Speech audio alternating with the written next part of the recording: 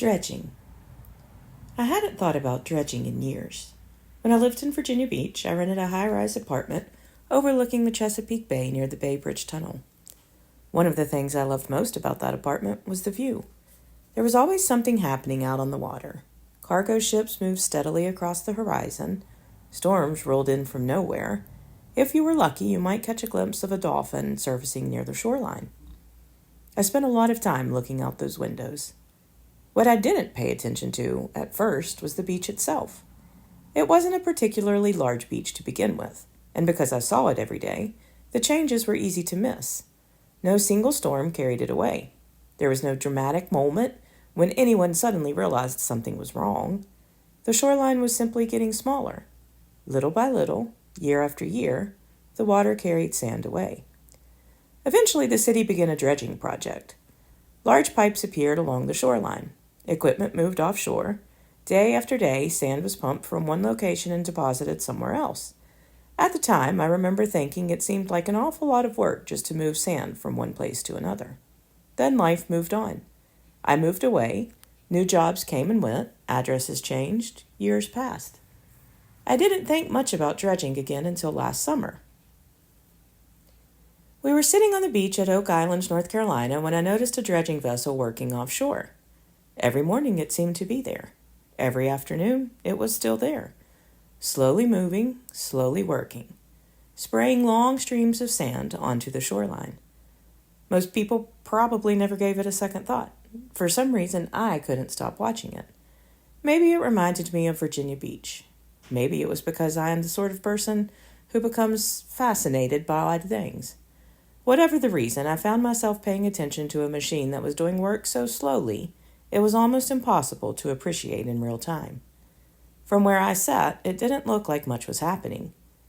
The beach appeared largely the same as it had the day before. Families spread out their towels, children chased waves, vacationers walked the shoreline carrying shells and fishing poles. And yet something was changing. The purpose of the project wasn't to create a beach that had never existed. It wasn't building something entirely new. Its purpose was to restore something that had gradually worn away. That thought stayed with me longer than I expected. The older I get, the more convinced I am that many of the most important changes in life happen that way. We tend to think of loss as dramatic. We remember the funerals, the diagnosis, and the phone calls that divide life into befores and afters. Those moments certainly exist, but they aren't the only things that shape us. Sometimes the changes are so gradual we barely notice them. The years pass, responsibilities accumulate, work expands to fill more of our attention than we intended. Creative pursuits get pushed aside for another day. Relationships remain important, but often receive whatever time and energy is left after everything else has been addressed. Nothing feels urgent enough to demand our attention. Yet over time, something begins to shift. One morning we realize we are a little more tired than we used to be, a little less hopeful, a little less connected to the things that once brought us joy. Not because of a single event, but because ordinary life has a way of carrying small pieces of us away if we aren't paying attention. The shoreline retreats. Looking back, I can see seasons of my own life that changed in much the same way. Nothing catastrophic happened. In many respects, life was successful. Careers advanced, responsibilities grew, goals were achieved. From the outside, everything appeared to be moving in the right direction.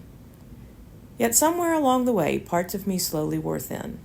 Not because of failure or tragedy, but because I spent years pouring energy into work, into responsibilities, and into expectations without always noticing what was being left behind. Creativity became something I would later return to. Home became a place I visited instead of a place I lived. Relationships were maintained, but often at a distance. The erosion was gradual enough that I hardly noticed it, which may be why the image of that dredging boat stayed with me. Because restoration often looks every bit as ordinary as erosion. We tend to expect transformation to arrive through dramatic moments and life-altering decisions. Sometimes it does. More often, it arrives quietly, through small acts of faithfulness repeated over time. Coming home, writing again, building the stand, spending more time with family, meeting people I never would have met otherwise. None of those things felt particularly dramatic in the moment. There was no grand announcement that life was changing, no single day where everything suddenly looked different. But somewhere along the way, something began to feel restored. Not because I became a different person, not because the difficult seasons never happened, but because parts of my life that had gradually worn away began to fill back in again. That dredging boat wasn't creating a new shoreline. It was returning sand to a place where years of wind and water had slowly carried it away. I suspect much of God's work in our lives looks the same. It is not always dramatic or immediately visible, and it often unfolds slowly enough that we question whether anything is happening at all. Then one day we look around and realize the landscape feels different than it once did. Not perfect or finished, but stronger, healthier, maybe more whole. There is something deeply hopeful about that. God is certainly present in the dramatic moments that reshape our lives, but He is also present in the quiet work of restoration, in the patient work that often goes unnoticed until one day we realize that what had gradually been lost has, by His grace, begun to return, slowly enough that we questioned it, steadily enough that it lasts.